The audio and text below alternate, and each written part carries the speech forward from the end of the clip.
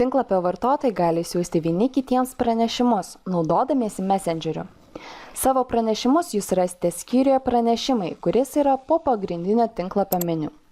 Į Messengerį taip pat ateina sisteminiai pranešimai apie tai, kad jūsų pasiūlymas neegzistuoja, prašymai pridėti prie draugų, prašymai pridėti prie jūsų įmonės naujus vadybininkus, pranešimai apie neapmokėtas sąskaitas ir su jomis susijusius veiksmus. Kai jūs gaunate naują pranešimą, kairėje pusėje bus matomas pranešimų skaičius ir asmens, kuris atsiuntė pranešimą kontaktai. Norėdami perskaityti pranešimą, paspauskite vardą ir pavardę. Dešinėje pusėje matomas pranešimo tekstas. Jei pranešimas parašytas kita kalba, jūs galite jį išsiversti spausdami hieroglifo ženkliuką. Messengerio pagalba taip pat galima siųsti failus. Norėdami išsiųsti failą, spauskite sąvaržėlę ženkliuką ir pasirinkite failą esantį kompiuteryje.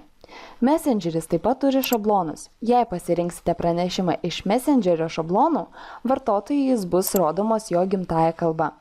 Norėdami išsiųsti pranešimą kitam vartotojui, paspauskite ženkliuką Pranešimas, esantį kiek kairiau nuo vartotojo vardo ir pavardės.